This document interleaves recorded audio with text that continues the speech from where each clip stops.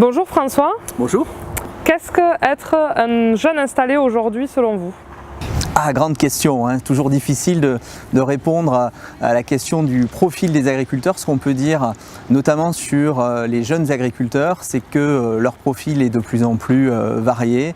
On peut considérer que quand un jeune s'installe aujourd'hui, il a rarement le même projet que son père, voire le même projet que son voisin ou le même projet que son cousin. Les jeunes agriculteurs d'aujourd'hui sont beaucoup plus autonomes dans la construction de leurs projets d'entreprise. Ce que l'on peut dire, on peut peut-être donner quelques chiffres clés.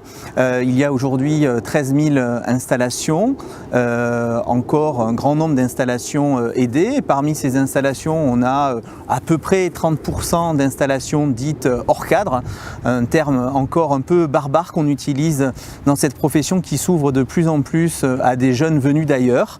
Une profession qui attire, hein. On a à peu près 15 000 jeunes dans les répertoires à l'installation, c'est-à-dire des jeunes qui ont envie de s'engager dans cette profession. Alors jeunes et moins jeunes, très difficile de savoir ce qu'est aujourd'hui un jeune agriculteur. On sait à peu près que pour ce qui est des hommes, l'installation, enfin l'âge moyen de l'installation est de 27 ans, 29 ans pour les jeunes installés femmes. Ce qui est vraiment intéressant peut-être à souligner, c'est le fait que les jeunes agriculteurs aujourd'hui choisissent le métier. Ils ne sont plus forcément assignés à une position sociale, une position familiale.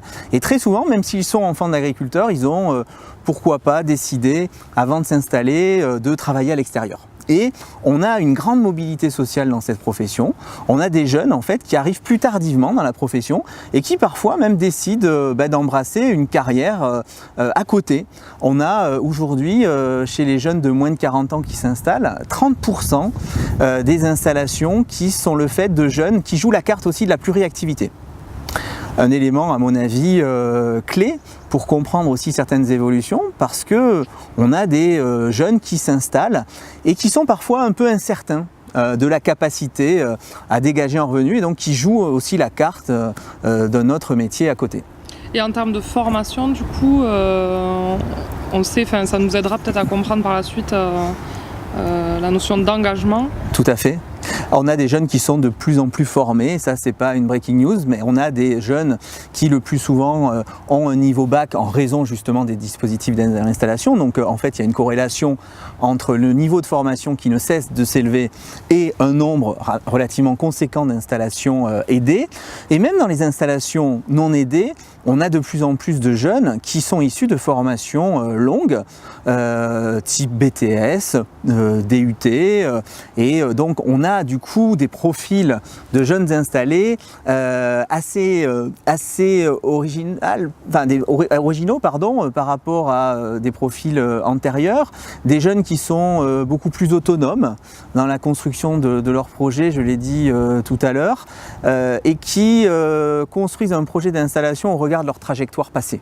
Et ça, c'est intéressant de constater que les jeunes qui s'installent aujourd'hui empruntent énormément à leur trajectoire préinstallatoire. C'est-à-dire qu'ils ont eu une vie de cadre, une vie technico-commerciale et ils souhaitent aussi mobiliser des compétences de ces étapes-là. On pense souvent que les jeunes sont individualistes. Comment concilier cet individualisme avec l'action collective ? Là aussi, très bonne question. On a tendance à dire que les jeunes sont de plus en plus individualistes, ce que je ne crois pas. Je pense qu'il n'y a pas plus d'individualistes aujourd'hui qu'hier. Je pense que combattre l'individualisme a été aussi le grand credo des jeunes dans les années 50-60, autour notamment du CNJA. On a par contre des jeunes agriculteurs qui ne souhaitent plus forcément être les petits clercs d'une organisation. Ce sont plus les militants d'hier, mais ne pas être militant ne signifie pas forcément être désengagé. On a des jeunes aujourd'hui qui choisissent leurs engagements et choisir des engagements, c'est pas forcément choisir uniquement des engagements professionnels. La plupart du temps, les jeunes agriculteurs souhaitent aussi bien distinguer, du moins mieux distinguer, vie professionnelle de la vie familiale, et ils sont aussi, pour certains d'entre eux, pères de famille.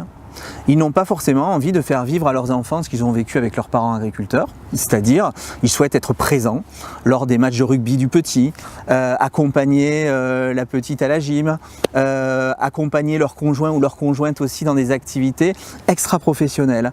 C'est aussi ça l'engagement des jeunes agriculteurs. C'est un engagement, ce sont des engagements qui dépassent largement les sphères du professionnel, et c'est-à-dire que l'engagement professionnel ne va pas forcément de soi, il est mis en concurrence aujourd'hui avec d'autres engagements. Et les priorités ne sont pas forcément les mêmes qu'hier. Ça ne veut pas dire qu'on a plus d'individualistes, mais on a une reconfiguration des trajectoires militantes, ou du moins des trajectoires d'engagés parmi cette population. Quels sont les facteurs clés de succès pour un engagement au sein d'une OPA et plus précisément dans une CUMA ? Est-ce que les autres militants ou engagés dans les organisations professionnelles, très attachés au local? C'était souvent des gens qui étaient impliqués au comité des fêtes, qui avaient choisi la CUMA pour la dimension locale et aussi l'approche globale qu'elle pouvait proposer du territoire. S'engager en CUMA, c'était aussi jouer la carte du réseau de voisins, c'était ne pas oublier qu'on était dans un territoire qui avait des besoins spécifiques. C'est peut-être l'une des spécificités. Après, comme toute organisation professionnelle, je pense que les CUMA se doivent d'être plus poreuses socialement. Elles doivent être des lieux d'ouverture. Elles doivent être des lieux dans lesquels on va apprendre des incertitudes. On a des jeunes agriculteurs qui sont plus autonomes techniquement, mais qui cherchent d'autres types de réponses aux questions qui se posent. Incertitude quant à la reprise, incertitude quant à la mise en place aussi de stratégies organisationnelles. Une entreprise, du moins une organisation professionnelle efficace, c'est une organisation qui va accompagner aussi des jeunes agriculteurs qui se doivent d'être accompagnés dans le champ des stratégies entrepreneuriales. Du coup, quelle conception les jeunes ont-ils de l'engagement ? Un parallèle qui n'est pas simple à faire, ce qui est sûr, c'est qu'on a des agriculteurs qui sont de plus en plus incertains de leur position sociale. Ils ne savent pas si demain ils seront encore là. Ils ne savent pas forcément s'ils vont transmettre leur exploitation à un enfant ou à un cousin ou à un voisin. Donc il s'agit aussi pour les organisations de leur donner des instruments qui vont leur permettre de se projeter dans leur territoire, se projeter dans les filières. Pouvoir aussi offrir des outils permettant de penser les controverses techniques. Aujourd'hui, quand un agriculteur sort son tracteur de la cour de la ferme, il est souvent controversé. Il faut que l'organisation elle soit là pour lui. Il faut aussi, et c'est ce qui rend l'organisation efficace, que les grands slogans autour du mutualisme et de la coopération ne soient pas simplement des mots.